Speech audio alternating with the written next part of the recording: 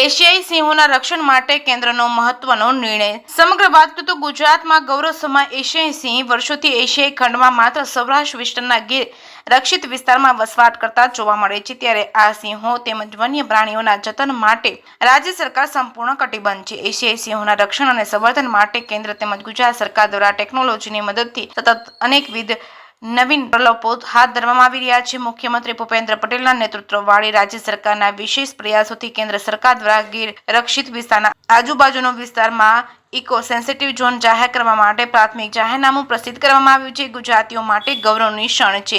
આ જાહેરનામા મુજબ અભયારણ્યથી જાહેર થયેલ ઇકો સેન્સિટિવ ઝોન વિસ્તારનું અંતર બાબતે સૌથી ઓછામાં ઓછું 2.78 કિમી અને વધુમાં વધુ 9.50 કિમી રાખવામાં આવ્યું છે। તેમ વન અને પર્યાવરણ મંત્રી મોળુભાઈ બેરાએ જણાવ્યું હતું કે વડાપ્રધાન નરેન્દ્ર મોદીની નેતૃત્વવાળી કેન્દ્ર સરકાર દ્વારા ગુજરાતમાં જોવા મળતા એશિયાઈ સિંહ સહિત દેશભરમાં પ્રાણીઓના રક્ષણ અને સંવર્ધન માટે વિવિધ કાયદા અમલી બનાવ્યા છે। તેમ જણાવી વન મંત્રી મોળુભાઈ બેરાએ કહ્યું હતું કે નવીન ઇકો સેન્સિટિવ ઝોન વિસ્તારમાં કુલ 17 નદીઓના રિવર કોરિડોર અને સિંહના અવરજવર વાળા 4 મહત્વના કોરિડોરને આવરી લેવામાં આવશે। વધુમાં ગીર રક્ષિત વિસ્તારની આજુબાજુ જુનાગઢ જિલ્લાના જુનાગઢ, વિસાવદર અને માળિયાહાટીના અને મેંદરડા તાલુકાના મળી કુલ 59 ગામો છે। અમરેલી જિલ્લાના ધારી, ખાંભા, સાવરકુંડલા તાલુકા મળી કુલ 72 ગામો છે। ગીર સોમનાથ જિલ્લાના ઉના, ગીર સોમનાથ તેમજ કોડીનાર અને તાલાળા તાલુકાના મળી કુલ 65 ગામો છે। એમ આ ત્રણેય જિલ્લામાં કુલ 196 ગામોમાં બિન જંગલ વિસ્તાર અને મળીને કુલ હેક્ટર વિસ્તારોમાં સમાવેશ થશે અને આ વિસ્તારનો ઇકો સેન્સિટિવ ઝોનમાં સમાવેશ થવાથી આ વિસ્તારના